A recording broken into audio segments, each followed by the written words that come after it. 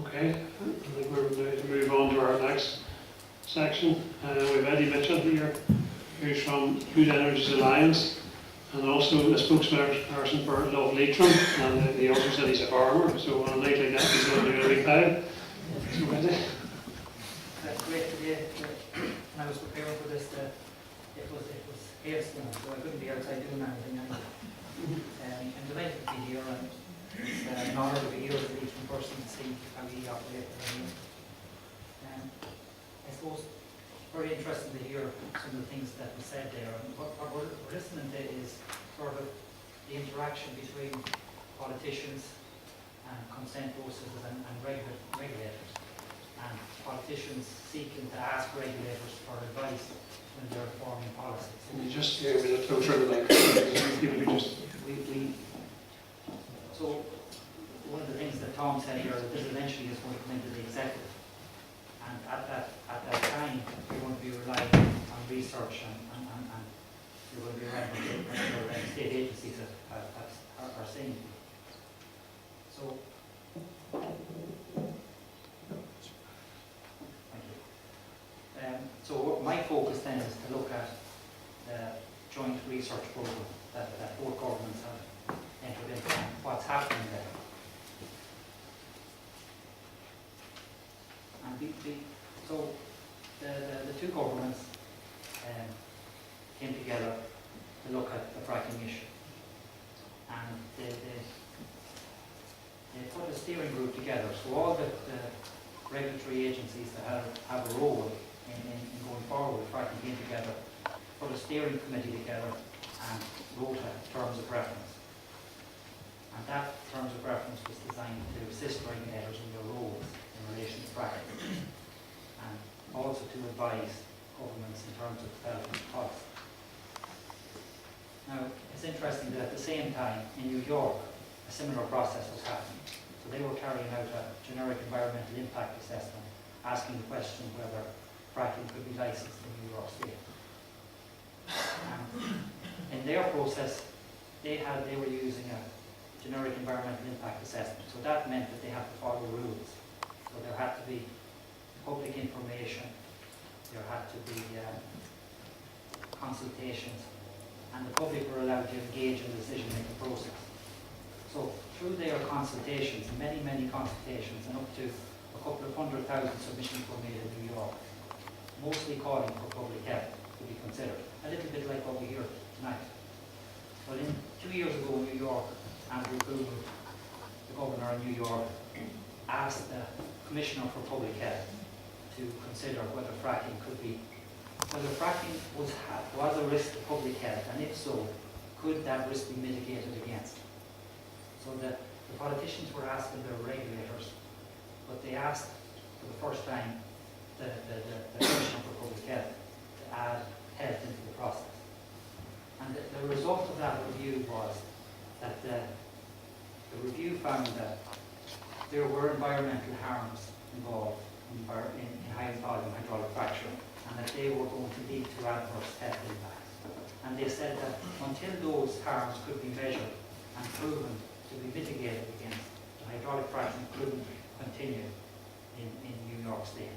So that was the politicians working with their regulators to get to an informed position about fracking. So what did we get in Ireland? We got CDM Smith. So the steering group proposed terms of reference, and that went out for tender. And CDM Smith won that tender on the basis that the steering committee felt that they had the best proposal to carry out the research. CDM Smith are a pro-fracking engineering and construction firm based in Cambridge, Massachusetts. They have over 5,000 staff. When Andrew Cuomo banned fracking in New York, the Vice President came out, Kevin Malloy, and said... Trevor, the microphone, I can't hear you. Sorry. Put up the microphone. When Kevin Malloy, the Vice President of CDM Smith, was rolled out when Andrew Cuomo ban fracking in New York. And he said that this decision is one that was based on emotion and not necessarily science. That review, in all, took 6 years. Like the New York State departments, they don't mess around. Like, that's serious place with serious things. Now, it's interesting also that Tambourine indicated on their website that they expected an industry favourable result from the research. But it's also mentioned here tonight that it's important to ask good questions. And I disagree with Tom, because I've been reviewing the documents in the last few weeks since we realised he was doing the research. When questioned about the research and what the research was about, Brian Donovan, who's head of the Stride funding, the guy that's at the top end of this for the EPA, he said, we're required to make sure that any potential application will not adversely impact on the environment and human health. So the requirement of this research is to see if there is a danger to human health. Indeed, when you look at the research questions, the first question is, can this activity be carried out on the island of Ireland while also protecting the environment and human health? But it also asks, what's the best environmental practice in relation to that? Now, when you go further and you look at the tasks and in greater detail into the terms of reference, it's divided into 3 things. So you've got baseline characterisation, just looking to see what the existing level of seismic activity is, what the air is like, what the water is like now. So in the future we can check to see what could be done. And lastly, about regulation. So they have to develop a regulatory system. Okay? So, but the middle thing is where I'm focused on, because since the requirement is about public health, and the first question is about public health, then I look at Project B, which is the second part.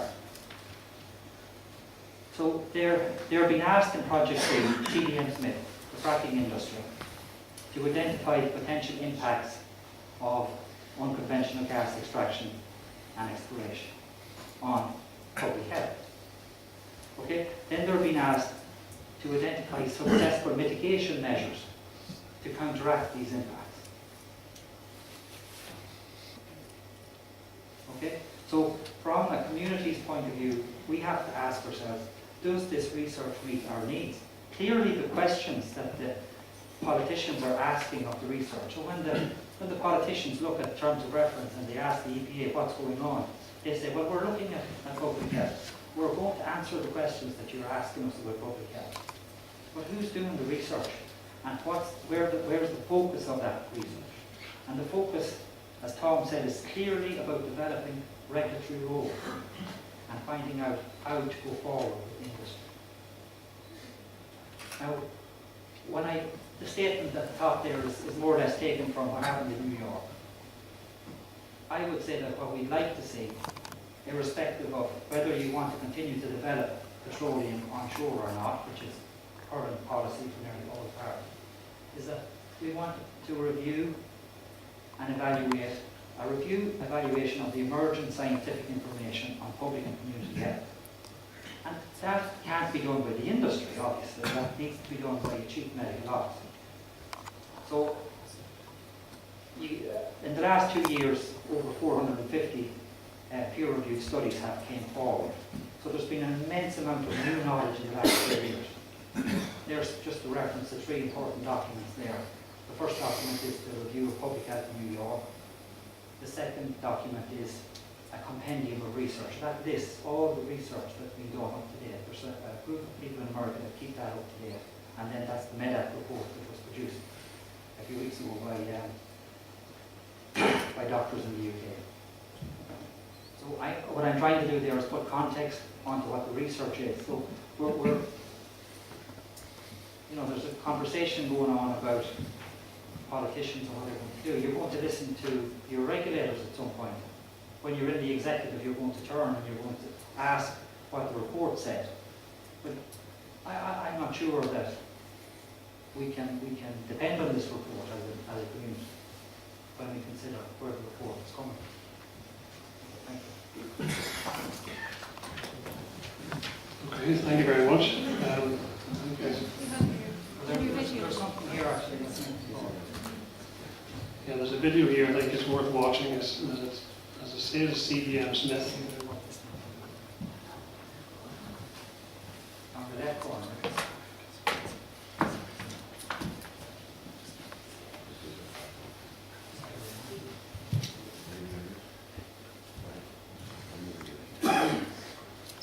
This will just give some context about who CDM Smith are. They're talking of shape. Magdalena Pawlak-Kennedy. I'm the country manager for CDM Smith Poland. We are a water wastewater engineering company, traditionally based out of Cambridge, Massachusetts in the United States. Here we've been working on shale gas projects from the risk assessment standpoint all the way through permitting, design, and most recently construction of well pads in Poland. And now we're also moving into the Ukrainian market and trying to sell our services and our experiences here in Poland. Our goals were to present ourselves to the international community, allow ourselves to get introduced to the Ukrainian market as well, and learn what additional technologies and resources are available in Europe. Well, we've been part of this event for a few years now, and we enjoy coming back. It is a great opportunity to exchange ideas and speak to probably more of our competitors and other service providers and operators that we would like to, but we find it as an opportunity to exchange ideas and make sure we understand the market we're in, and Terrapin offers that to us. So that, folks, is the people who are doing the independent study. We have a question now. Well, blank now. We have a question now from Jeff, sorry. Thank you. The oil and gas industry will always say that it can be regulated and made safe. That was always said in the US and Canada, but bitter experience has shown us, both in US, in Canada and even in Australia, that they never could be made safe, and in fact cannot be made safe with current technologies. So do you think that CDM Smith's report will be sufficiently independent and objective? Thank you, Jeff. No, I don't think it is sufficiently independent and objective. I also believe, if you look at the countries that you talked about, US, Canada and Australia, they are vast, vast tracts of land in comparison to the island of Ireland. And one of the points that Professor Tony Ingraffia made in February was around the distance from sites that there needed to be. And when he heard that one of the other sites, not our Fermanagh situation, but one of the ones on the east of Ulster, and how close it was in proximity to people's homes, he was absolutely horrified. So we're looking at countries, we're not comparing like for like, we're looking at massive land masses where populations are fairly thinly dispersed in some of these areas. So in Ireland we don't have that. Anywhere in Ireland we don't have that lack of a population. I don't think it's sufficiently independent. Eddie's point, I think Eddie's presentation was excellent, and so was yours, Tom, by the way. I'm not picking favourites, but I think it goes back to the point I made earlier. At this moment in time, if we were to ask the Chief Medical Officer for an opinion, and we're not talking about 6 years of reports later, we're talking about right now, I would despair at the answer to that. And I think we need to be very, very consistent in our message, and I presume that most of us here tonight are absolutely anti-fracking. We need to be consistent in our message that whatever spin the industry comes up with, that we are saying no to fracking on the island of Ireland, Shinning. Well, our politicians need to be strong and make sure that all significant reports are robust and take into account everything from people's health to the environment to air quality, water quality, and make sure that the Chief Health Officer is involved in this as well, to make sure that he has a full grasp of everybody's position. Thank you, yes. You're quite right, Jeff, and the report from CDM Smith can be neither independent nor objective, and it is frankly a scandal that they've been appointed to do this. As Tom said at the beginning, the reason for setting up this research in the first place seems to have been so that the issue of fracking could be put on the long finger by the Irish government. Unfortunately, we now have a situation where ministers are treating this research as being potentially robust and potentially reliable, and that is a serious problem for us. I think that the whole existence of this research, so-called, has been a waste of money and entirely unnecessary. There is completely sufficient evidence to show that fracking is not safe. And we also know that it's not necessary, that we have quite sufficient sources of renewable and sustainable energy which are ready to be used. There's no need to have shale gas as any kind of transition fuel. Yes, the research is compromised and it is unnecessary. Thanks for that, Jeff. I go back to the point, as with any research, if you ask the right questions, you employ the right people, you will get the answers you want, and you will get them to develop it in the way you want. And that is the concern about employing people that are engaged within the industry. I don't believe any company should be engaged that has an interest within that industry. Obviously what they need to have is an interest in the wider environment, the wider health aspects and the wider economic aspects. So that's why it must be purely independent. Do have to say that I think there are opportunities to do that. I have read enough reports about fracking, both pro and anti-fracking. If you want a report that will be able to say fracking is really good, you will get it somewhere. If you want the reports to say that it's bad, you will get it. But on the assessments that we have carried out and that I have looked at, I have come up with the conclusion, we've come up with the conclusion, the Ulster Unionist Party, that unless there is full independent, and I mean clearly independent, environmental assessments, environmental impact assessments, economic analysis, and indeed, more importantly, the health aspects, then it should not be allowed to go ahead, because I have not seen the evidence that clearly demonstrates to me that it's safe to go ahead. Okay, thank you very much. And our next question is from Jill Wader. Some of this you may have already answered, but I'm doing this purely selfishly. As a trade unionist, when the majority, with Unison, we would represent the majority of health workers in Northern Ireland, and it's a health service that's on its knees and constantly under pressure from severe budget cuts, which affects all of our population. And do you think it's responsible to spend millions of pounds of taxpayers' monies on an EPA study by CDM Smith when the government could simply review the solid evidence from 450 peer-reviewed health reports at a minimal cost, millions of pounds that would be better placed in caring for our elderly, sick and vulnerable? If they can get the £1 million for that, why can they not do it for our health service?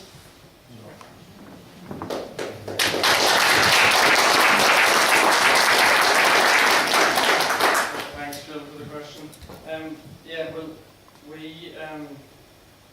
The health service is vitally important and it has to be funded correctly. So the money, the Stormont needs to come to an agreement together, and those reports, there is a lot of information, and I suppose it can be collated and get the information that you need. Yes, I had already anticipated your question, Jill, and as I said, no, it wasn't necessary. It was a waste of money, and as you point out, it is very odd how money miraculously appears for some things, and other things such as the day-to-day running of the NHS are subject to severe budget restraints. It's absolutely ridiculous. As I found out, Jill, there are loads of reports out there about fracking that could be analysed, poured over and come to a conclusion without another one. I think you know some competition within the health service and outside it about where that money could be spent if it wasn't put into that report. So I think clearly there are loads of reports out there. I don't think the government needs to bring forward any further ones. There's lots of stuff that they can analyse, and I don't think they have done enough research on what is out there in the likes of the New York study and others. Thank you. Thanks, Jill. No is the answer. We know they're closing daycare centres in places like Kesh and Roslay and Belcoo. We have care workers who are delivering care to our parents and our grandparents and our nearest and dearest, and we're paying those workers who's working out at less than minimum wage. So it's disgraceful what we're asking people to do. But again, to take it back to an economist doing a report on fracking from an economic point of view, her Brenna O'Rourke's report is brilliant and should be read by everybody if you haven't already done so. She was making the point that whatever the outcome, whatever economic benefit of fracking, it is far outweighed by the cost. Not just the original cost around developing the infrastructure, but the cost to our water, to our air. And from that point, I don't think we need, there's, 450 reports. To me, that one is the one that says, if you even consider going down this route, these are all mental. And we have got to do what we can to protect. I remember speaking at a public meeting in Monaghan about the incinerator in North Monaghan 13 or 14 years ago, and about incinerator companies, and Nestle I think were one of the companies that said, if you have a dairy farm within X radius of such an incinerator, we will not accept your milk. Where health professionals were saying, if you live beside an incinerator, do not breastfeed your baby. When health professionals are telling you not to breastfeed because of the pollutants in the air that you're breathing, we want to be very careful about going down this route at all, and nothing but an outright ban will work for that. Thank you very much.